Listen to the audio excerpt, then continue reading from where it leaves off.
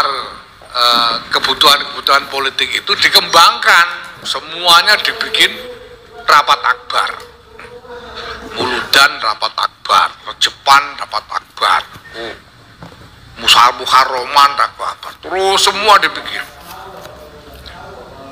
Lalu belakangan hall juga dibuatkan rapat akbar. Ya, kalau saya tanya orang-orang tua itu sebelum tahun 50-an, bahkan sebelum tahun 60-an mungkin, sebetulnya tidak banyak hall pakai pengajian umum begini. Itu tidak banyak hall, ya paling ya tahlilan di rumah kiainya gitu aja. Nah, baru belakangan wah ini efektif, akhirnya dibuatkan apa? Lama-lama gus-gusnya itu jadi sadar, wah ternyata bermanfaat hall pakai besar-besaran begini gitu. Itu. Karena lalu semakin besar hallnya itu, gusnya itu menjadi semakin gitu ya, semakin kelihatan gus gede lah gitu kira-kira gitu. Ya, semakin kelihatan gitu karena yang dikholi besar. Ya sampai lama-lama ya gimana lagi, ini sebetulnya perkembangan yang wajar bahwa kemudian berlomba-lomba membesarkan hall sampai kemudian wah dipakai macam-macam, dipakai termasuk dipakai untuk tawar-menawar politik. Ada kalau hall pas ada pil-pil begini nih, wah ini bisa ditawarkan kepada calon-calon, gimana kalau pidato di hall saya. Nah, itu lumayan hasilnya itu. Nah, ini terjadi sekarang di mana-mana. Jadi kalau soal sukses membesarkan acara hall itu yang paling untung gus-gusnya sebetulnya, bukan alumninya, bukan siapa-siapa.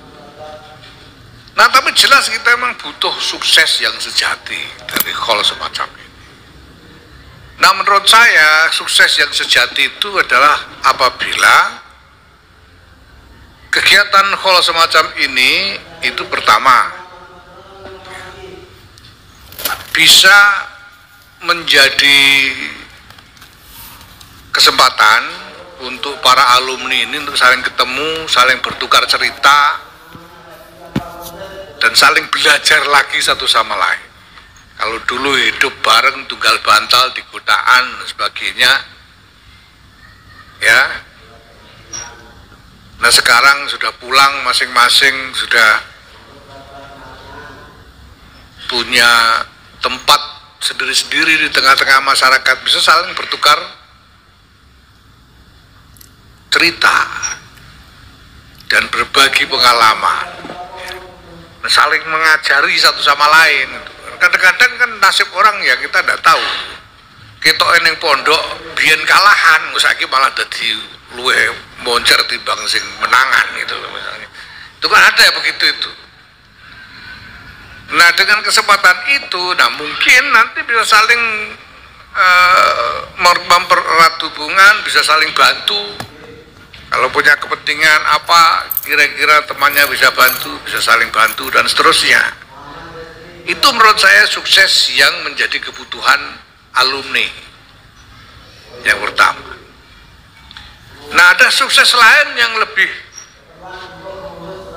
mendasar, lebih penting lagi sebetulnya, yaitu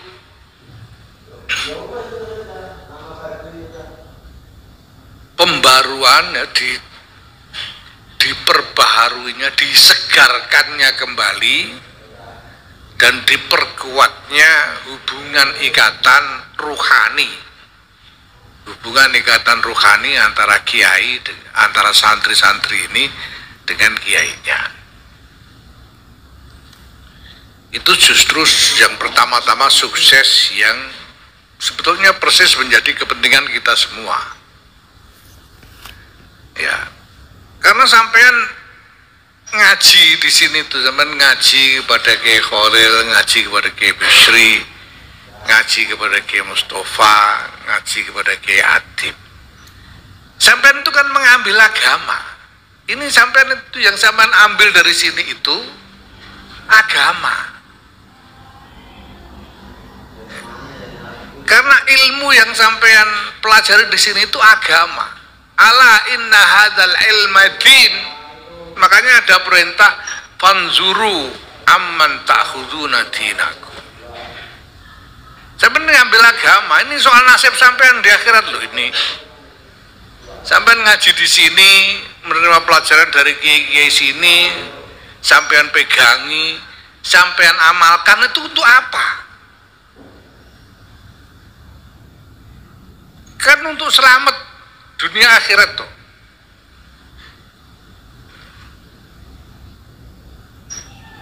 Nah itu artinya ya sampean mempertaruhkan nasib dunia akhirat sampean kepada kiai-kiai tempat sampean belajar itu.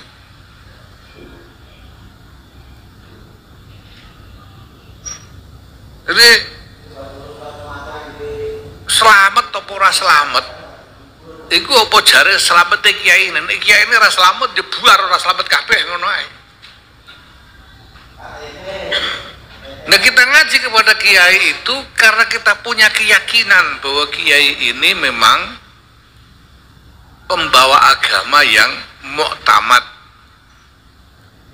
karena punya sanad yang muktamad dan punya asar yang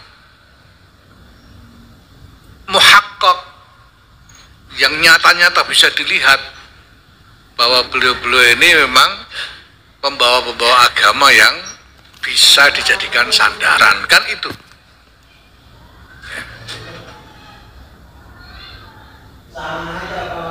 Nah, kesempatan call semacam ini ya sebetulnya sih sampai tidak datang juga, asalkan muadzobah misalnya hadiah Fatihah, tahlil itu secara rutin, jadi insya Allah bisa terus memperkuat itu. Nah tapi hadir secara fisik begini ini kan ini seperti menuntun hati untuk terus menyambungkan diri kepada masyayikh tempat kita ngaji. Ya ini fungsinya kayak talafut biniat itulah. Ya, sebetulnya enggak talafut juga, hasil aja niat itu, tapi untuk nuntun hati itu lalu talafut. Nah, para umum yang saya hormati, kita ini menghadapi memang keadaan masyarakat yang kompleks, yang semakin rumit tatanannya, ya, semakin banyak kelompok-kelompoknya, semakin repot hubungan satu sama lainnya masyarakat sekarang ini. Itu kalau zaman tahun 70-an kok sampai Kang Sakur berani-berani ikut Golkar, dikuaplai sama Abah itu mesti.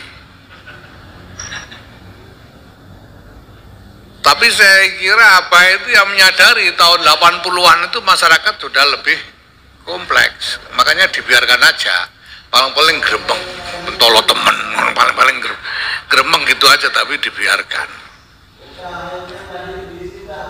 Nah sekarang apalagi keadaan sudah begini, dan siapapun yang masuk ke arena publik, arena tempat semua masyarakat bisa melihat, itu pasti tidak lepas dari pro kontra.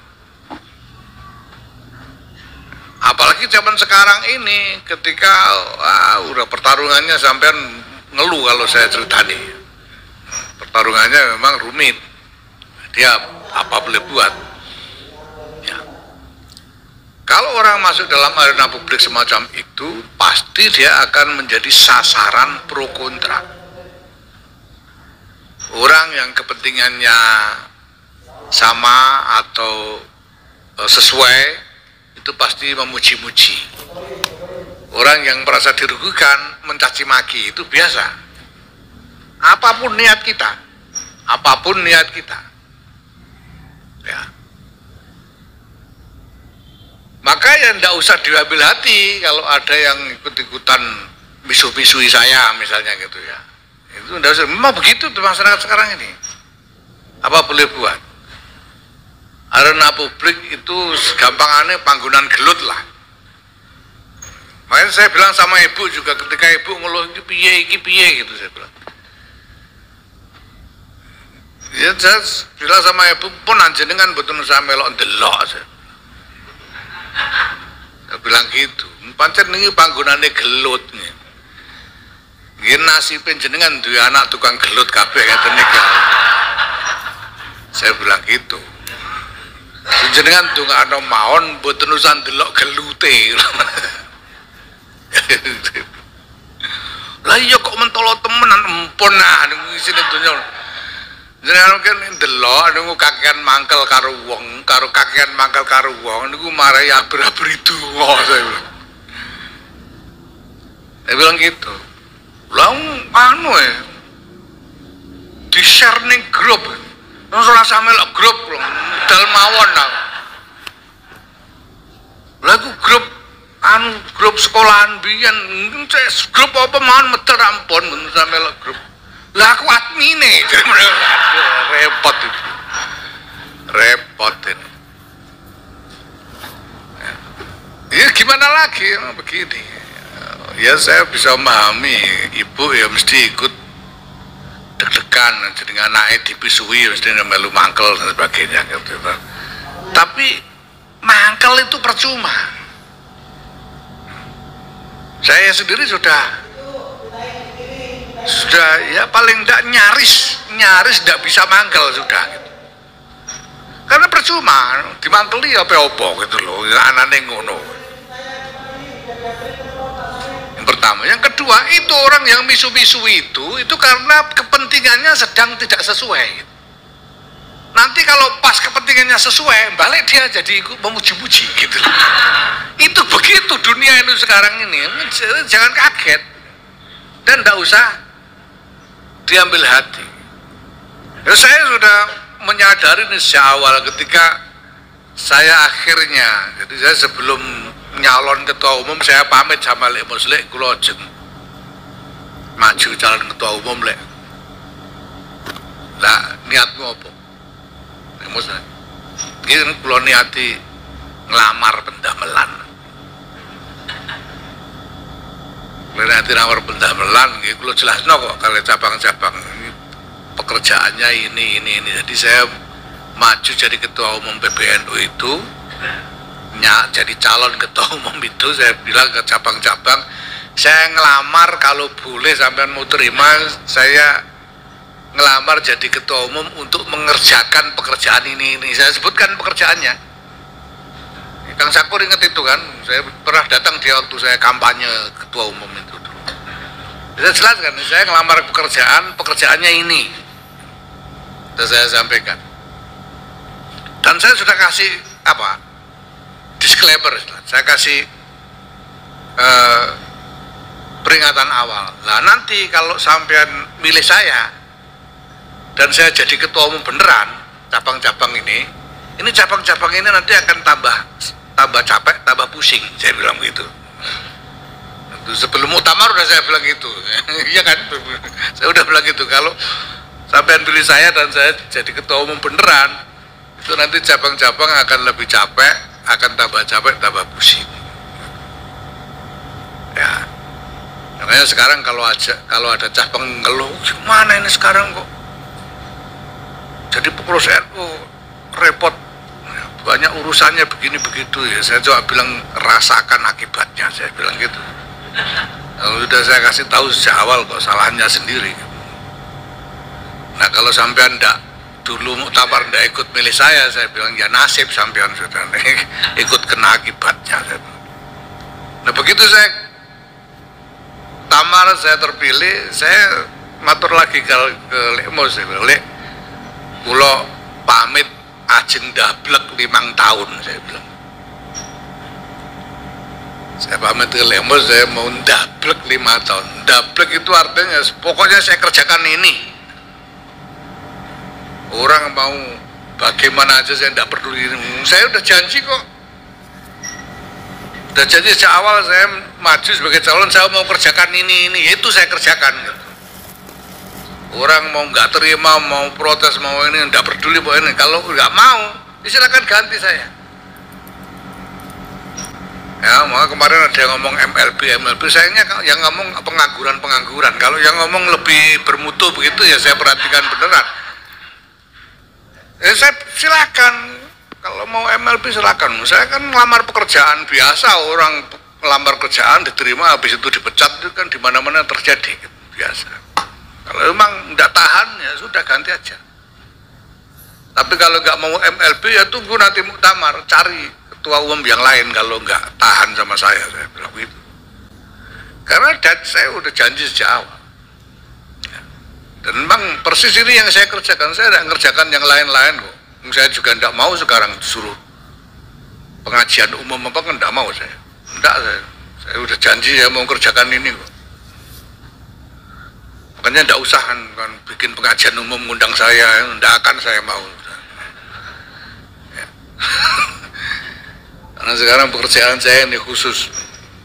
Sekarang saya bilang ke cabang-cabang ini waktunya saya memenuhi janji untuk membuat cabang-cabang lebih capek, lebih pusing, saya bilang.